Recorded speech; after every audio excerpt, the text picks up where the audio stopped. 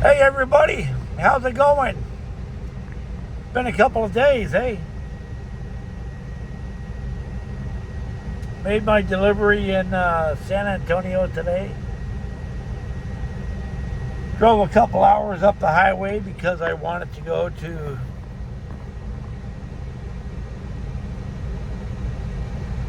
have the best brisket in the world. I'm going to be going to Jason's Smokehouse here shortly and have that brisket. That's all the video is going to be about today, is the brisket.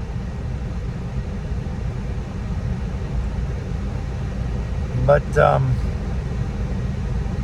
tired. It's been a long week or so. And we pick up a load tomorrow and take it up to the Denver area. And then from there, probably a short haul back to Lincoln. And then a load out to go home, out by Reno. So, hope you enjoy the video. And don't forget to like, subscribe, share, and leave comments down below. And what I normally say in every video, be nice to everyone. Be back in a little bit. All right, let me show you how I make a brisket.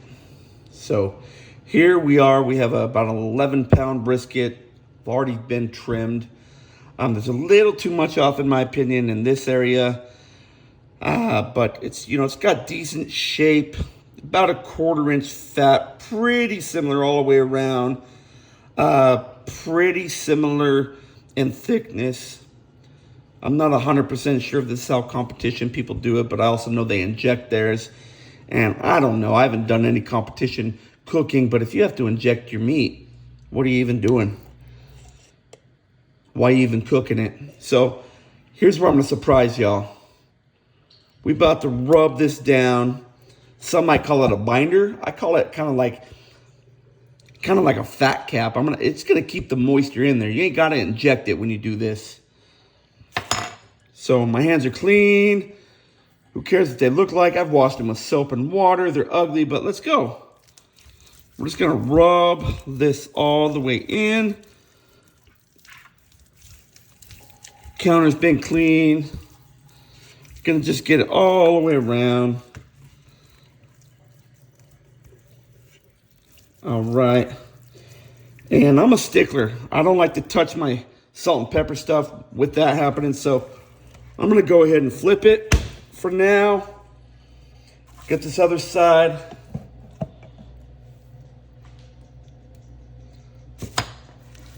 And it doesn't gotta be thick.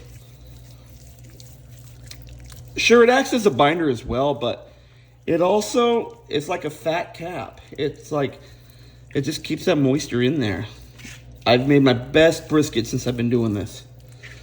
So again, good shape of a brisket. I'm gonna go wash my hands off now because I want to touch my salt and pepper without having it on my hands.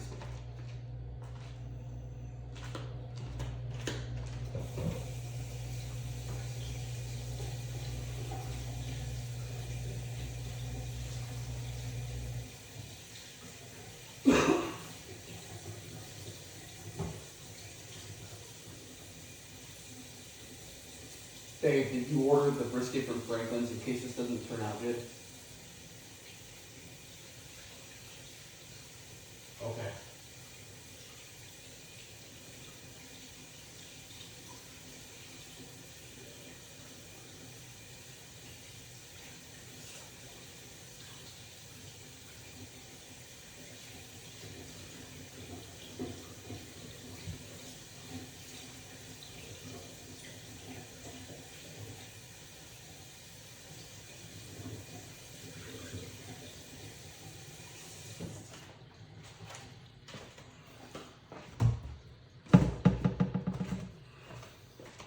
All right, next, I'm just gonna hit it with some salt and pepper, but here's probably an area where people might not get right also.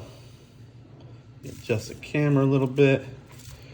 You need to get this all over. This needs to be covered. Like,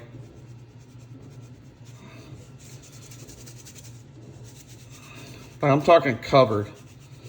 Like, you want this to be, you don't want to see pink particles of meat.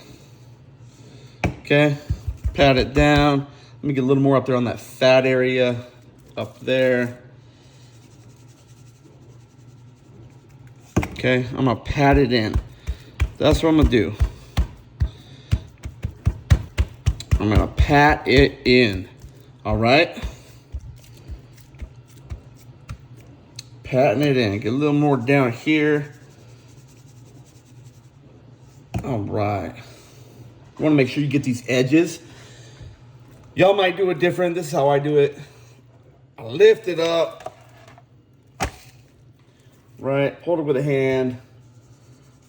Here I go, touching them with those mayonnaise hands or meat hands, contaminated hands. I'm gonna have to wash the outside of my, I'm probably gonna use it all, so it doesn't really matter. Okay, ooh, a little too much there. That's okay. Never really too much. Just wanna get every square inch of this, okay? Flipping it the rest of the way.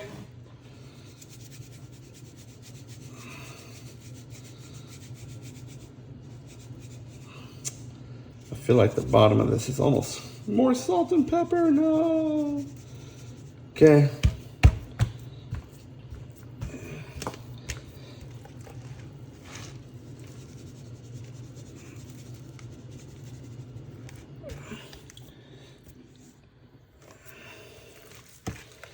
Get this end up.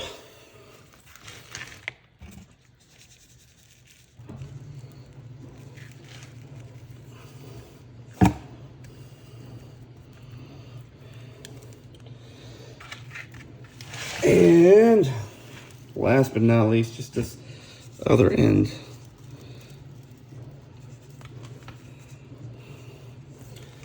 All right.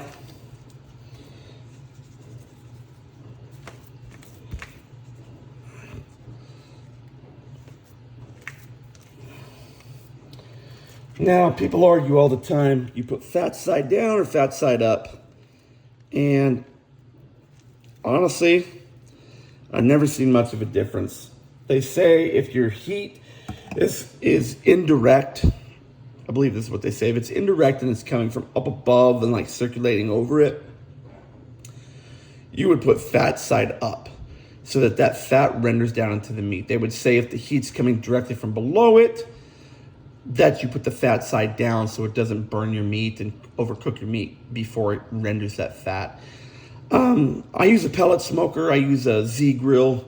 I really love the Z grill. It's cooked everything at the perfect temperature. It's never fluctuating and changing. Although tonight it's gonna rain, so I'm about to see what it's gonna do. It's gonna be my first brisket on it with weather issues. The last time I did it, I cooked 2 briskets on it at 225 for about 14 hours, and they both came out great. So we'll check in a little bit. Look at that, guys. Jason's Smokehouse in Pflugerville, Texas. This is the best brisket in Texas.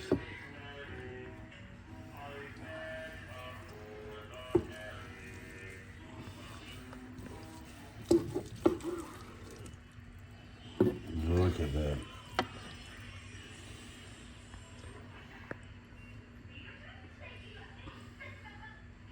What do you think, son? Let's pull it. Yeah? Yeah.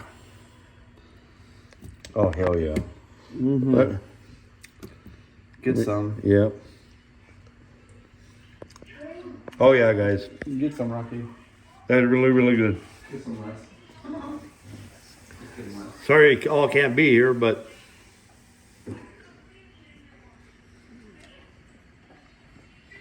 there's Jason's sidekick right there.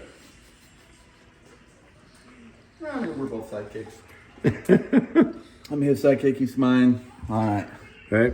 All right, guys. We're going to enjoy this. Oh, we have baked beans. And we're going to have potato salad also. Talk to you later.